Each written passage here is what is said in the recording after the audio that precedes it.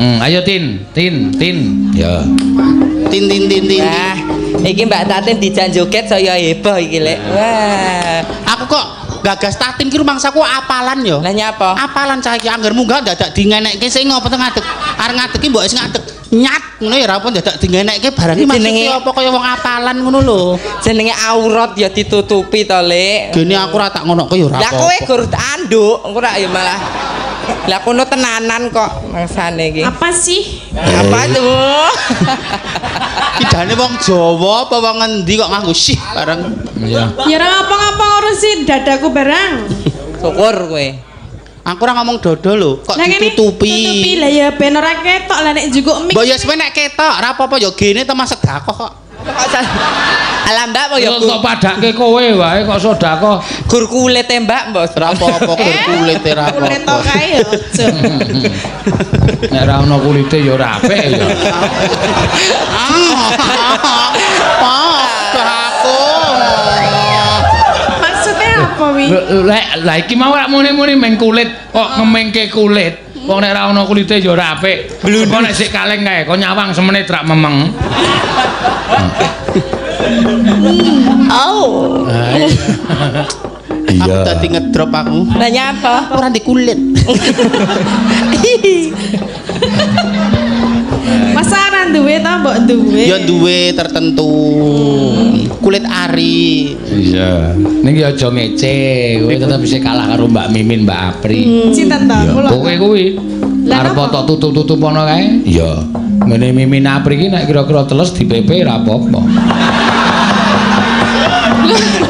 Lah nek ngono aku ora iso dipepe to ya. Ayo jajal di. Mula cobanen pepenen. Ale Di PP kalau mongso dikum 3 dina, aku tak kum banyu anget 3 dina barang kok ngono aku kok men anu bakteri-bakteri iki men punah men mati. Nek kene dipepet dipulung tanggane no kowe kok malah. Mbok yo wis ben nempel. Pemanggo dolanan kok. La. Rapopong ngono iki rapopong. Aku tak pengen ning pager rumah nggo dolan cah cilik-cilik iki Aku iki jane ora arep saru lho. Aku ya ora saru lho. Kita belajar higienis, bersih lho. Terus piye nek ngono aku kok dipepe iki? Lah ya piye carane maksudnya staples iki lho sing dipepe ora li-liyane. Ayo nek kuwi wis bendina tak pepe. Ada straples. Kene kok straples. Ayo Dalu Mbak Tati. Mbah Wahono di caosi. Kembang rawi. Nggih. Langsung nggih. Bawono. Sindan ora bawa maksudmu apa? Apa penyanyi dangdut? Penyanyi dangdut ya apik iki kan pakai dangdut. Heeh to. Penyanyi hadroh ya apik pakai hadroh. Iki pesinden yo nganggo bawa. Ya ora kudu. Ya ora kudune apike iki lho. Carane Ora apik kok. Oh. Sok cantik. Ayo nggih meni. Dikon senior kok lah kemewat. Ganti meneh. Galak bancine tua galak. Saya tua saya galak kok kandhani. Wah, ya galak kok ya. Sare karo sing enom-enom kuwi apa. Ya, semangat wong ayu ya bawa, men saya indah. Terserah sakaremu apa kok ya. Semua seni itu indah. Bagaimana kita bisa mengimplementasikan kebutuhan panggung. Nah, iki adem ayem sing mat-matan. Ayo nak wong ayu. Tunjukkan bahwa Tatin juga bisa lemah lembut. Selalu kayak para sing biju Tatin kayu merang terus ora tau guyu kasar galak. Tunjukkan bahwa kamu punya sisi kelembutan, sisi feminim. Ayo senyum mesem. Iya. Nah, mesem kuwi ibadah sing paling murah meriah. Ibadah ya ibadah nyemprot. Udan. Jadi wong tua iki lho liwat hujanan. Monggo akeh banyune ya. ora apa-apa malah garek nyabuni nek sono banyune. Lah nyemprot jarine nang ngono ra malah. Ayo nak. Bawane nggih kadung terus teman-teman apa Slendro. Bawane kuwi. Rina wangi. Sesuk golek apalan netin ora. Ya. Ya aku arep liyane kuwi kok nek blero piye? Lho wong nyindan wis pentas kok blero. Ayo liyane apa? Aku suaraku bosok pede kok, kowe iki suarane apik ra pede. Sesuk wae sesuk. Saiki kuwi sik. Ya, ora apa-apa. Rina wangi Siri Candelo. Asa ganggu. Ayo aku nyanyi terus kok ora ganggu kok. Ganggu kowe nggo ngopo? Ya aku kan lagi bawa lho marai udan to. Lah Mbak Tatin metu tek mau udan to iki. Dadi ati Lek men, hugomu copoten uncalno dhuwur sik. oh tiga tolake lho. Tanpa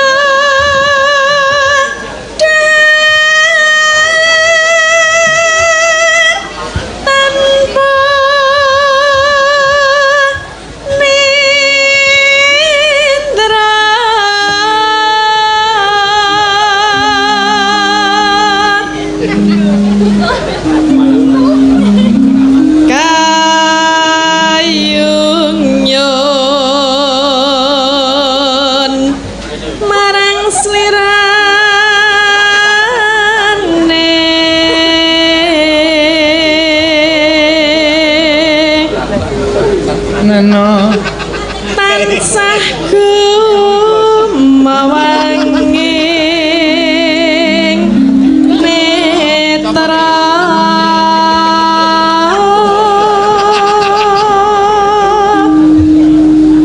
jero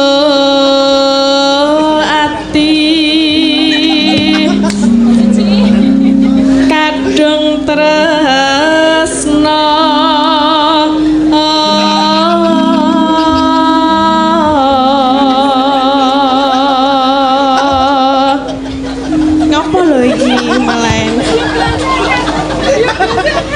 gelas anyar ning rano gelas e.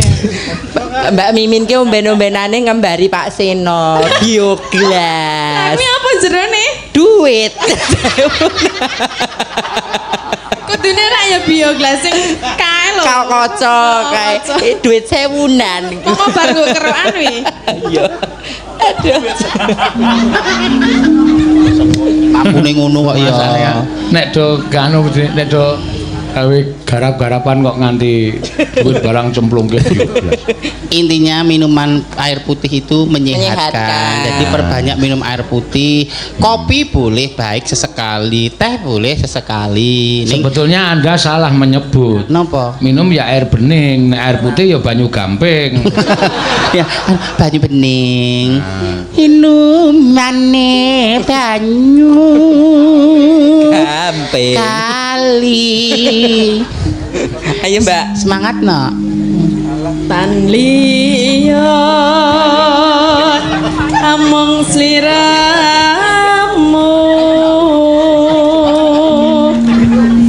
satemah lara asmara.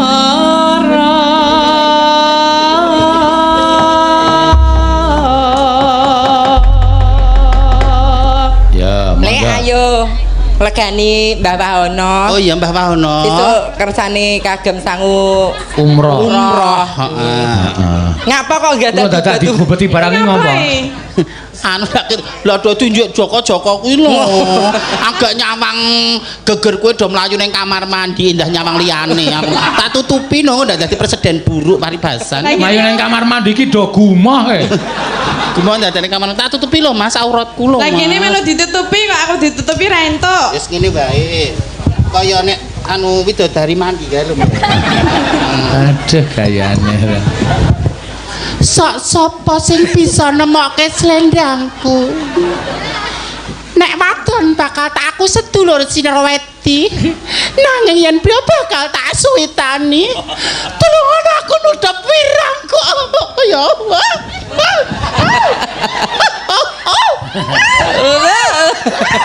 Nah, ngono carane iki sampai sebegitunya mempertahankan kesucian dan kehormatan. Anu, aku kelingan kaya nek banci digeret neng truk. Karo meronta-ronta. Aku makaro Bapak Babinsa ini piyaine polisine lemu piyaine Mbak Mimin nggih sok tesih medal dalu mboten. Mboten medal dalu, metune bar jam 1 ya. Esuk. ngati-hati Mbak, hidup di dunia entertainment itu kudu sing ngati-hati. Kita nggak pernah selalu selamanya di atas, pasti ada regenerasi, kudu mulai prepare sejak sekarang. Iya. Sekakean po. Sapa meneh iki? Assalamualaikum Bu Tatin. Iya, waalaikumsalam. Badhe nderek pengaosan kersa mboten monggo. Nggih, monggo wonten pundi? Wonten Sedayu. Oh, nggih. Nggih wonten Gayam nggih. Iya, ini sinten? Kiyaine mengke golek sik. Dadi ki ya anu dunyane itu akhirate ya kala mangsa ngaji. Nggih, lah nek nggo jilbab ki ya ana anune ra to, Lek? Ana tuntunane ra to? Ana tuntunane nek untuk wanita itu hanya telapak tangan dan muka. Ngono ki dadi ning nek kalau kita belum siap paling tidak kita sudah belajar untuk memakai baju yang tertutup dulu ngono lho. Ora diler. Kayak penyan kebayake cantik-cantik kene iki. Ya jane jenengan nganggo rok mini ya patut ning jenengan ora sesuai dengan hati nurani panjenengan. Iya. Aku nganggo baju renang ya kayak wis cantik ning ora sesuai dengan hati nuraniku. Kita belajar dulu. Nek aku wis tak ultimatum. Napa? Pripun? Anakku ora entuk nggo jilbab. Lah enten apa? Lanang kabeh. Mas Gading toh. Ya ampun. Berkibar jilbabmu di setiap waktu, di sepanjang zaman kulihat kamu. Sesuk tok sontekke kapan-kapan. Karena jilbabmu meredam nafsu, cermin iman takwa di dadamu. Masa nganggo jilbab kok ngene gak? Gak aku nek rampung kok dang. Gak enak sing mental ki panggung ngene iki. Gak aku. Oh iya, maksudnya lagu itu juga gerakan itu jangan menyesuaikan lagunya. Lah iya menyesuaikan lagu kok kowe iki lagune jilbab lagu Hadro Qasidah lho. Kok endinge kok ngene. Kleru maaf. Lah iya. Ngapunten kanca-kanca seniman hadroh, menika kula tasih tahap belajar. Intinya semua seni itu baik. Ngapunten kanca-kanca, nggih. Nek lagumu mbiyen apa sing nang pinggir dalan nganggo? Aku tak mau jikalau aku dimadu. Pulangkan saja kepada orang tua. Dhisik.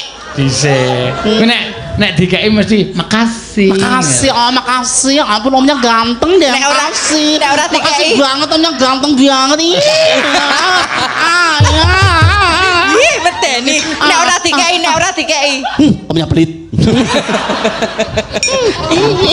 Kok kita aku sekatam ya, Pri ngono. Berkreasilah, berkaryalah sesuai dengan kemampuan panjenengan. Jadi sesuai dengan apa-apa yuk semangat wong ayo. Nyoba aku tak mau. Nyoba ora apa-apa. Coba yo. Mbak, kalau belum dicobai aja ngomong tidak bisa. Kayak aku mau Pak kula mboten saged nyuara wedok. Dicoba dulu. Coba wis sanggulan coba iki iso lho kowe viral mergo aku sama. Sing totalitas. Lambene apri itu. Ngapa lho? Ben totalitas kaya lek Sukimin mau. Kok lek Tak mau ya ora nggo jilbab no. Ya, oh iya Deng Qasidah mau ya. Ini bukan jilbab, nek jilbab itu menutup semua, ini kerudung. Lagune ora kok wis rasa nggo jilbab bener. Piye mau baleni? Aku tak ditontoni Mbak. Ayo, uduane ayo. Yo. Ganti lagu ye. Apa lagune? Tiada mungkin satu ranjang ada 3 nyawa, satu ranjang ada 3 nyawa. Piye kuwi? Kok ana 3 nyawa? Lah ya, tiada mungkin satu pondok ada 2 cinta. Suaranya rada bindeng-bindeng. Ada 2 cinta. Baru Suaranya rada sengau. Satu ranjang ada 3 nyawa. Ada 3 nyawa. Kuwi kangelan kuwi sing aku tak mau kuwi mau wae. Aku tak mau. Nganggo bindeng-bindeng. Bindeng. Kan banci kan suaranya gede. Sengau. Untuk menutupi suara sing gede kuwi digawe sengau. Mau suara hidung. Ayo Om. Terus gerakane piye? Misi Om, no carane, terus misi Om. Terus gini, paha Om. Nah, ngono kuwi. Aku buka-buka yo. Ya Allah kok kita fasih men to ya. Ya Cuk, aku tak nonton Tatin sik. Ayo, aku tak mau. Kowe iki nek ngetoprake kendel nek Ayo. Nah, iki banci lho. Ora apa-apa. Lho, tak mau. Coba. Semua ayo itu harus dicoba. Ayo Mbak Tatin. Iya. 1 2 3 yuk. Aku tak mau. Apa-apa lho. Mbak. Semua karakter lho. Kowe dadi wingi kae dadi apa jenenge? Kleting kuning apik jos. Heeh to. Kita kan pemain watak. Dadi jonggrang kowe ya jos. Sinten edan ya hebat. Lagi peran banci ya suatu saat harus siap. Loh. Ayo. Iya. Loh, ayo. Satu. Aku tak. Manggo. Nganggo suara dalam. Aku tak mau. Ngono ki lati. Ya, Cuk. Ayo. Engko bar ki terus kembang rawe, ya guys. Dalangnya seneng banget. Ora, cepet ke. Awas we. Ora aja ngadep ya dicoba dulu. Kendangi. Yuk. Ayo, kita tuh pemain semangat, watak, semangat. pemain karakter. Ayo. 1 2 3. Aku tak mau. Jika aku di mana? Bu, Se. Ahae rung menjiwayok Mbak Tati. Itu. Lut bae ayo. Wow. Ahae iki sing menjiwai. Tontonono Le. Oh, menyehatkan. Mana delok apa ya? Ya, bandum cempolo soalnya. Menyehatkan semangatipun ngoten lho.